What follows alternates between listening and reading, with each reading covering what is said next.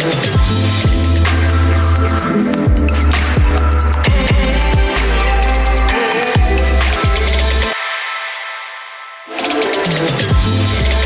I'm back with Mitch Gross, and I'm here at the Varicam LT, and there's some big news about the CineLive System. Maybe you can give us some information about that. Absolutely. What we've found in the last few years is that people are very much interested in taking the Varicam cameras, the Varicam LT here, and using it in a multicam sort of situation, in a studio-style productions for concert work or comedy specials, some interview shows. And what the problem is that, look, we've made studio cameras for decades and we have a whole line of them. And there's a certain kind of functionality of those cameras and the way they intercommunicate and have stuff in a control room that can communicate with the cameras and stuff. That's a different sort of workflow than what a production camera like Varicam LT is. So what we've done is enable a great deal of that sort of interactivity between what is the style of this camera with bringing in studio type work for it, because frankly people were just struggling with it before. So like, we really would like it if you could make these work. So the biggest part of it is the interconnect with our HRP 1000 control panel.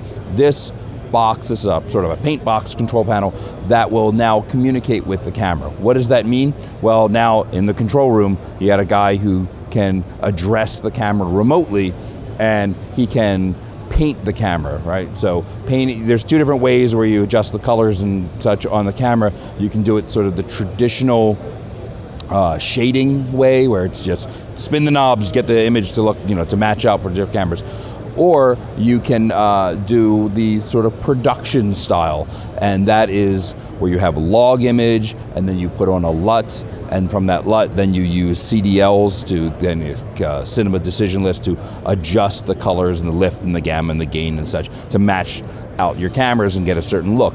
Well, the nice thing with this system is you can work either way. So depending on how people are comfortable, what they're used to, and their style of production, you can do it from this control panel, or you can actually do it from like a laptop if you want to work that way. You can control the camera remotely and do all that work. Now, most studio systems, it's just the camera's just basically a camera head, and it just outputs a signal, and you've painted that signal and you're done. Well, we can do that, but we have a lot of additional ability because it's a production camera. So there's two HD outputs. Let's say you're working in an HD world, two different outputs from this camera. One of them can be that painted signal that looks exactly the way you want. That can go to a switcher and just go out to the world, and you're done. But then you have the second one. That one might be a painted signal, but you have a bunch of overlay information for an engineer that's coming back in the booth, and you can see where his settings are on the camera and where all the controls, because really the box here is just talking to the camera and the work is happening at the camera. So it's letting you know, okay, it's a real-time feedback letting you know what's going on at the camera. And then we have the viewfinder or onboard monitor. That's another output from the camera. Plus, it's got internal recording because it's a camera that's meant for production. Most studio cameras don't even have that. In fact, there are some other 35 millimeter size sensor camera systems that are set up for multi-camera, but they lose the ability to record inside the camera when they try and go multicam. We can still do it. We actually can record inside the camera. That means your ISO recording, you can have, you don't have to have a separate deck. You don't have to worry about another connection that could fail or whatever. It's all built right in. And that recording can be in HD or it could be in 4K. So now you're thinking about mastering and archiving for future proof and stuff. And that 4K or HD recording could be shaded, or it could be like a log image so that you can then do that later. So you have places like Netflix that, part of the deliverable requirements is to give them a 4K image and give it to them in log so that they, for later, if they need HDR color space or whatever, they can do that work. That's a deliverable. You can do that with this system. And you can mix and match however you might want.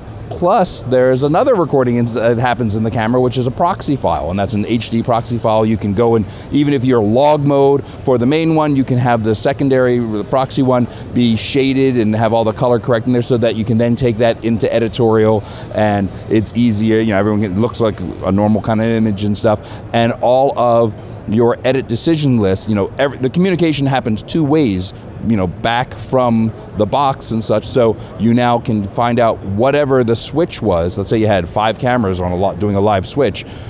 All of that time code live switch information travels back as metadata to the camera, so you have your edit decision list, your EDL of all the live switch, that matches all your time codes and such from the cameras, so that you can rebuild that later on and then make any changes you want.